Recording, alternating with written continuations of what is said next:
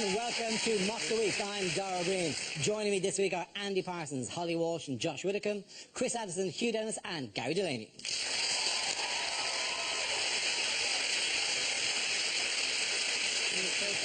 We start with a round called If This Is the Answer, What Is the Question? On the board are 6 categories. Holly, which category would you like? Politics, please. No problem. No, politics is the category. Let's have a look at the answer. 11.5 billion. What is the question? What is the amount I stand to win if the new royal baby is called Trevor? Is it how many laxatives is Nigella Lawson going to put in her husband's next cake? Is it how many words are there in an iTunes terms and conditions update? Is it how much of Eric Pickle's department agreed to cut from their biscuit budget? Is it how many times does Berlusconi have to be found guilty before he actually goes to jail? Is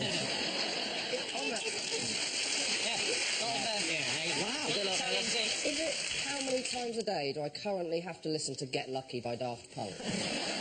Is how many Tesco club card points do you need for 10p off a pack of cereal? Is it how much has Dara Breen got his legs insured for? You've never seen them. Yeah. You've never seen. You know how magical they are. Is it how many times does a former Radio 1 DJ delete his internet browsing history when the doorbell rings? How many Ferrero Rocher has Julian Assange eaten in the last year? Yeah.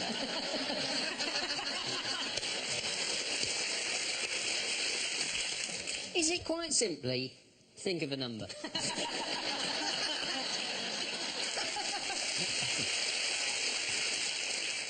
No. Do they have the correct answer? Yes. How much money does George Osborne want government departments to cut in the spending review? Absolutely right. Thank you very much, Chris. Thank you very much. Yes, the question I was looking for is, how much money has Chancellor George Osborne agreed to cut from government departments in his latest spending review? Do we know when the spending review is supposed to kick in? When is this for? Well, this spending review, it's essentially cuts, isn't it? Yes. They call it review, but they mean cuts. Yes. I mean, imagine we all spoke like politicians. I, in fact, reviewed my toenails this morning, but I haven't been for a hair review for some time. The departments are all fighting about it, aren't they? Yes, they are. I mean, they're fighting, and some departments have done worse than others. The MOD have got off quite lightly, but that's quite understandable. It's very difficult to negotiate with the MOD, because they've got guns. Did they just walk in and just put them on the table? Yeah.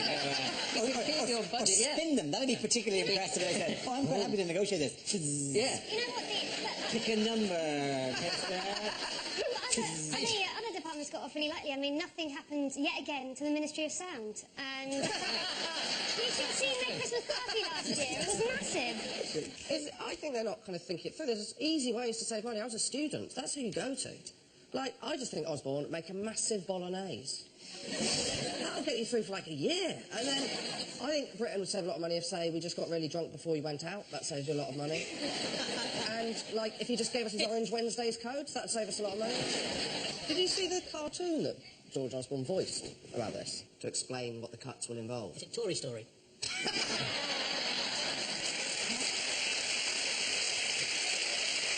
What type of pensioners are being singled out in this? Rich pensioners. Rich pensioners. The worst of all the pensioners. No.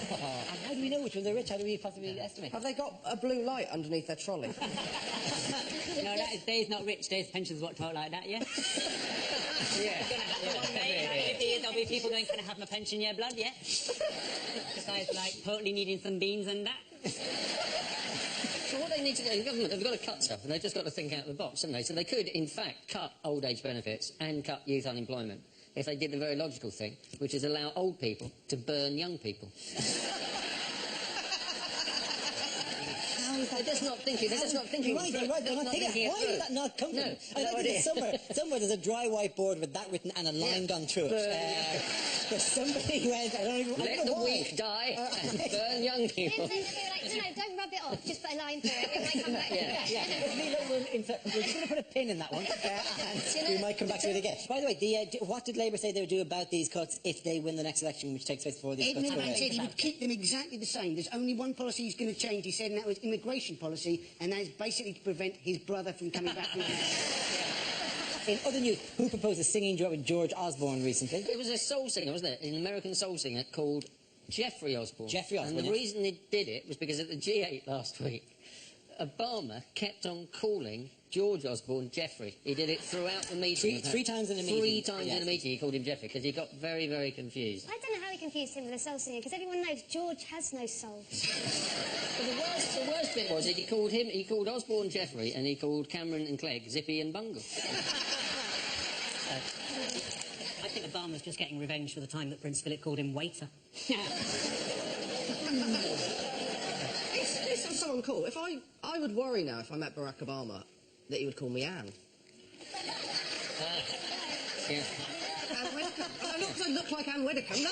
No, it's not because he looked like him either, right? You've got to presume that Obama didn't actually think it was Jeffrey Osborne, the soul singer. May I also say congratulations to Jeffrey Osborne after his 1982 hit On the Wings of Love. How well he's reinvented himself in the last 30 years to become Chancellor of the Exchequer, right? It's not a facial similarity problem. Obama always gets confused. I did reckon for his first term he thought Hillary Clinton owned a card company and Gaddafi was a duck. I think Obama probably just walked into that room of people and said, "I'm sorry, you just all look the same to me."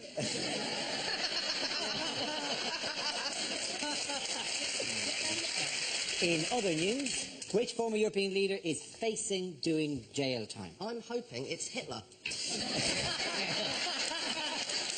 They found him. About time he got his comeuppance, isn't it? That'll show him. That'll stop his cough. Yeah, he'll learn his lesson then, won't he? A couple of months in chokey. Oh, God. No, who is it? Berlusconi. It's Silvio Berlusconi, who got He's jailed big. for 7 years. Yeah, 7 years for sleeping with an underage prostitute. But he's offered to serve 25 if he can share a cell with her. To be fair to Berlusconi, people get at Berlusconi, but to be absolutely fair to him, he's one of the very few politicians who has genuinely tried to engage young people in politics. You know, he sent around to collect this, the underage prostitute, who he sent around to collect her from jail. Mick Jagger. No. He sent around one of his ministers who used to be a showgirl. They sent for my ministers. Dun, dun, dun, dun, dun, dun, dun, dun, dun. No, I need you in minister mode. Takes off the big feather thing. What do you want? Berlusconi had an excellent record, actually, of employing women in government. What he'd do is he'd see a woman that he fancied, ask her if she wanted a job, and then give her one in the cabinet. Boom! I'm here all week. I don't think he's ready for the sort of bunga parties they're going to have in prison. You think he needs to be wearing some kind of bunga? Yeah. The thing that really hurts me about bunga. What the thing that really irritates me about bunga, right, is not that I haven't had bunga, but I die never knowing if I've had bunga. Because no one will explain what bunga is. And I'd like to think that I've done a lot of things, and maybe bunga was one of them. In other news, which fashionable pair have been in trouble with the law? Is it Wallace and Gromit?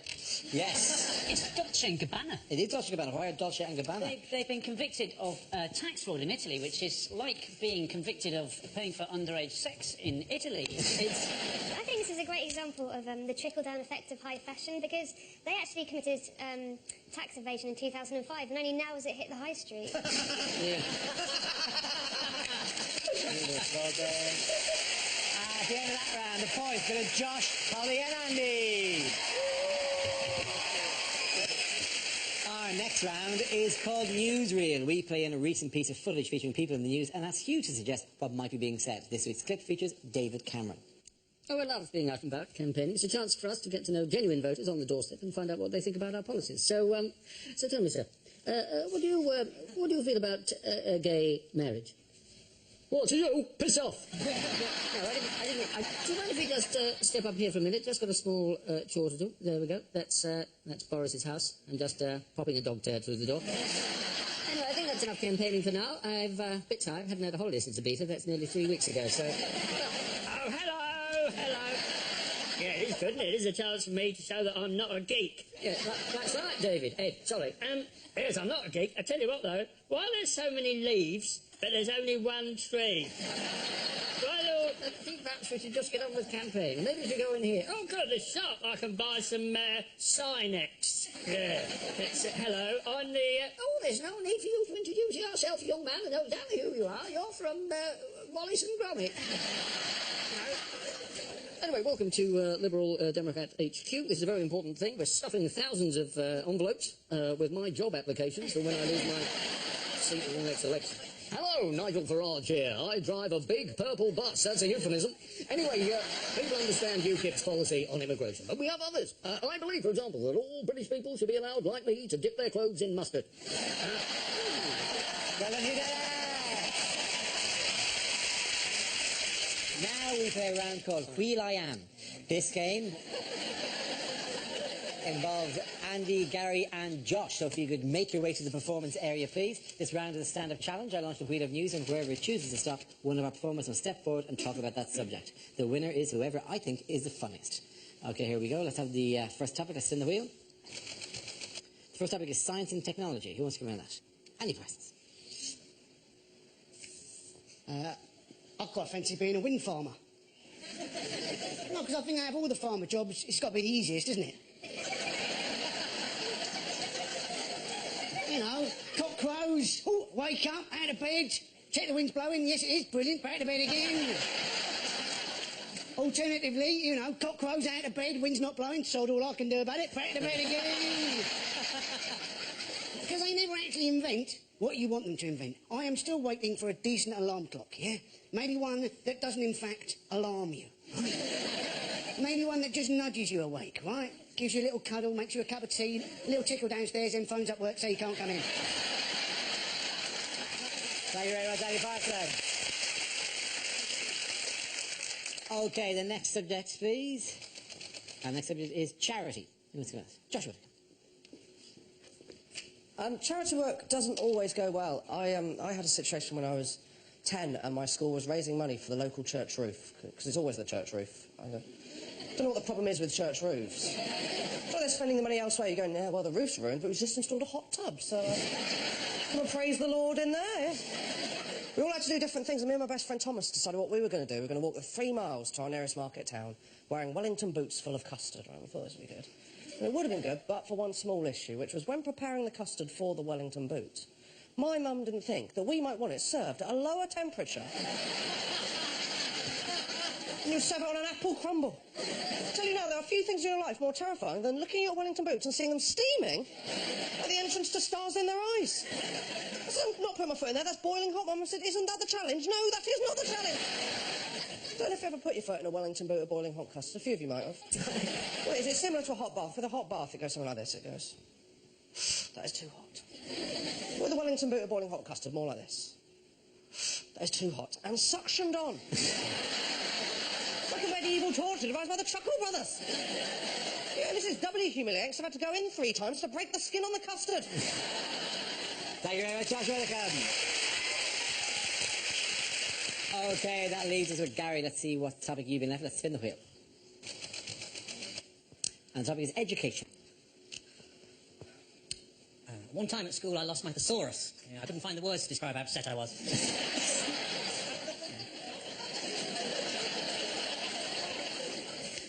I remember sitting in psychology class learning about Pavlov, thinking no stupid dogs, and then the bell went and we all had lunch. I'm sitting at home, this guy knocks on my door. Have you ever considered an alternative energy supplier? I'm like, no, I'm quite happy with food.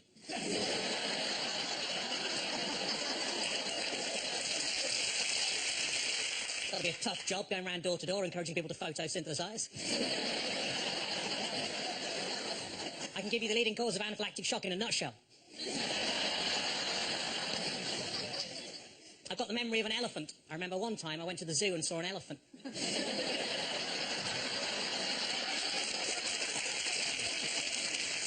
My nan recently claimed that she once gave a handjob to Albert Einstein. What a stroke of genius. Technically, shoplifting from the Apple store only counts as scrumping. Sex education lessons at our school were pretty weird. The teacher made us shout out rude words to get out of our system, like bum, willy, cocks, and we had to carry on doing that until he came. Thank you. Thank you very much, Gary Lady. I'll give points to everyone there. Well done. Come on back.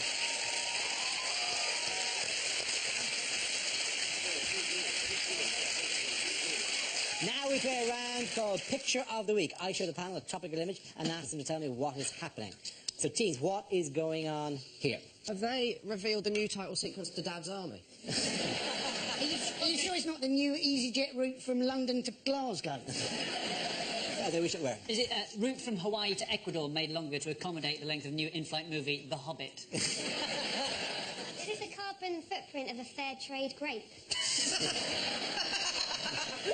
Is it in fact the school run for Angelina and Brad?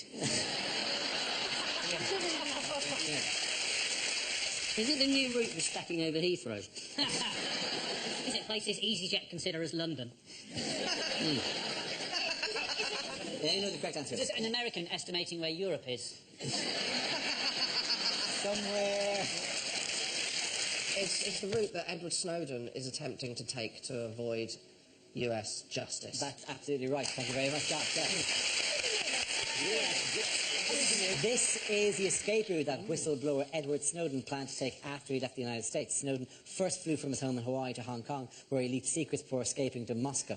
He was then due to fly into Ecuador via Havana, but at the time of this recording, he is still in the transit area of Moscow airport. Mentally, you should all be transported to a man sitting on one of those blue chairs. Bing bong,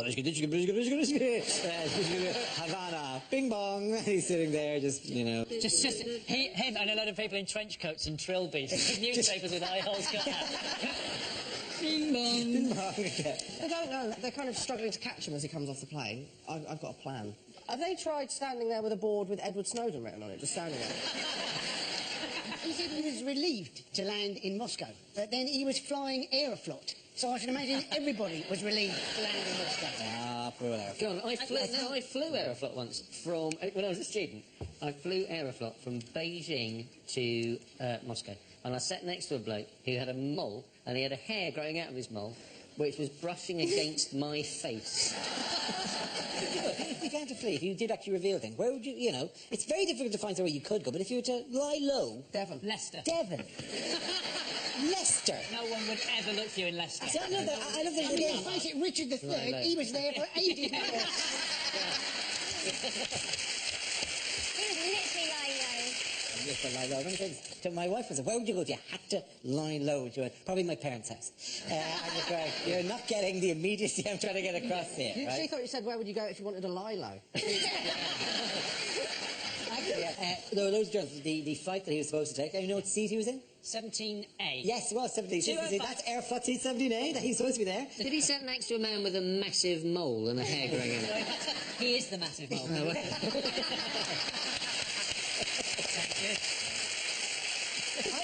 I'm up they released a statement going, where is he? He's where he's always been. He's in our hearts. More like because he crosses the world all the time. Nobody's ever seen him. He's there, like whatever. And anything you write, any letter you write, he gets to read. He's Santa Claus. Should we all be leaving mince pies out from us? Is that how it The CIA will trap him in the end with just a little glass of sherry, a carrot and two minutes. Mommy, look, Edward Snowden's been here tonight. The carrot is half eaten. My emails have been read. Who could we soon be seeing in the back of a £5 note? Is it the Queen? No, okay, depends which way you turn the note. You're absolutely right, but I think let's define that as being the front of the note, right? Who's on the other side of the note to the Queen? Unlike the earlier question, I hope the answer isn't Hitler this time.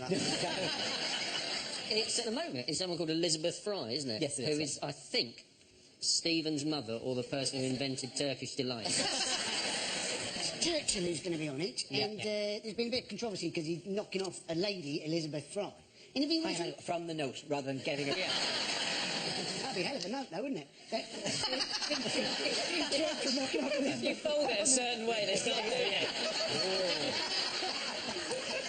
This is the proposed £5 note with Churchill's face on it. Yeah. And mind you, critics of their big segment, well, that means there'll be no women on the note, have been assuaged by a move to the... No, but I think they should have a feminist icon on it. Not least because it means it'll be very uncomfortable for men to go to strip joints. I just like the idea of them having to put Emmeline Pankhurst in a woman's G-string. I just gotta say, and I'm not a huge expert on them, but if you're putting fivers into a G-string, you're at like the most low-rent strip joint. It really is. Like, they're gonna love you when you go, one of these, baby. £5 for you. I have some change. How much do I get for £4.20? They have to have a woman on the £5 note, because if they put one on the next one up, she'd become known as the tenner lady.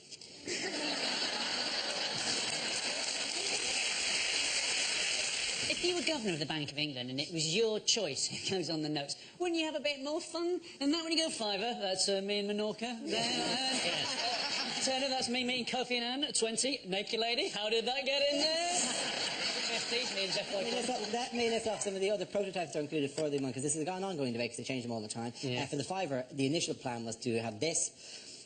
And then the value rises steadily. For the tenner, obviously, we have this.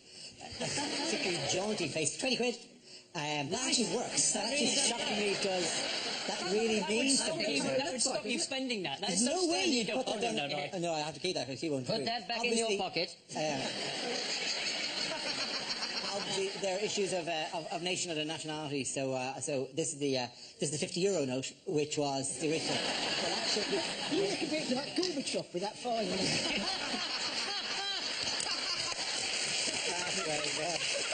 At the end of that round, the points go to Josh, Holly and Andy. Now we come to scenes we'd like to see. So if everyone can make their way over to the performance area, I'll read out this week's topics and then we'll see what our panelists can come up with. Okay, here we go. The first subject is things you wouldn't hear on a fitness DVD. Okay, let's get you sweating in your own living room. I know you're an illegal immigrant.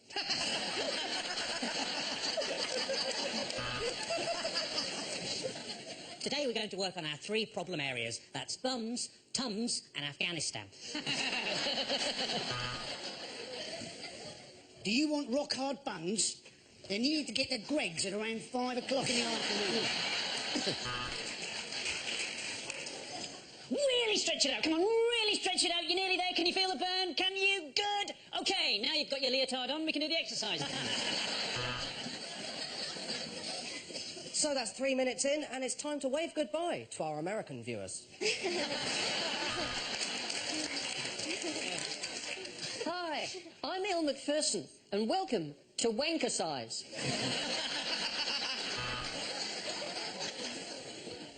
Hello and welcome to Get Thin on Heroin. I got rid of all the extra weight I had when I was pregnant just by leaving him on a stranger's doorstep. If you find weights really boring, do what I do. Don't wait. Now, I find squats very important because I can't afford to pay my own rent. Are you still too big to fit into that dress? Don't worry about it. Just go to Leeds. The women there don't seem to give a shit.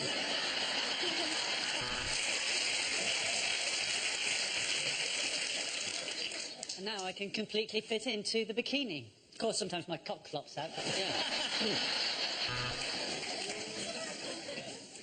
Hello and welcome to Pilates at Home. All the fun of Pilates without the embarrassment of farting in a church hall.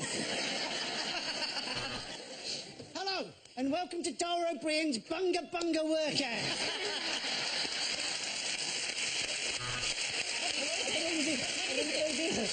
Okay, the next topic is unlikely things for a vet to say. Of course your monkey's got diabetes. You've been feeding him Cocoa Pops for 20 years. I know it's expensive, Mrs. Smith, but if you want your cat put down, you're going to have to make 9 appointments.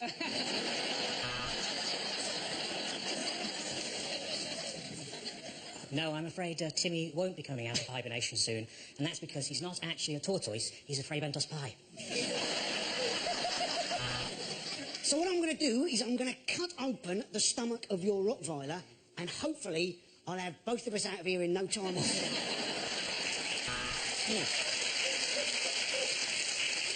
Oh, if only they could talk, I'd be in prison.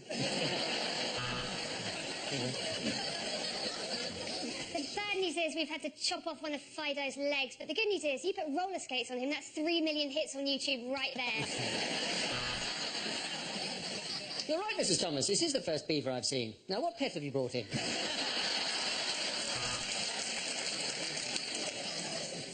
The good news is your snake has survived. The bad news is he's never going to walk again. Well, sir, if you think this treatment is too expensive, I suggest you get your meerkat to find somewhere cheaper.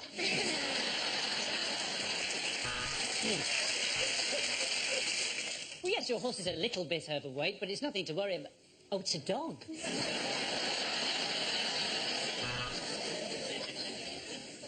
We just had the test results back on the cows, and it's not good, I'm afraid. They're 10% horse meat.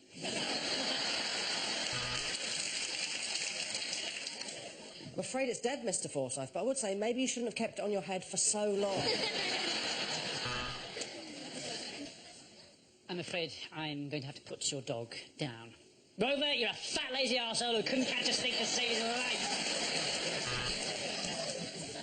Mr. Johnson, you spoil that dog. Not only are you overfeeding him, but he's quite capable of licking his own ball. At the end of that round, the points go to Chris, Hugh and Gary.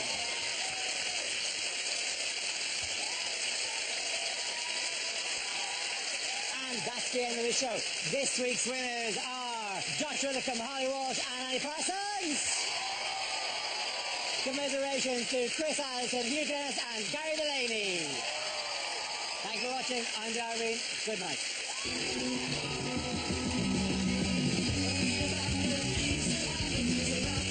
What the Week returns next Thursday at 10 with guests Milton Jones, Ed Byrne and Edward Riddell.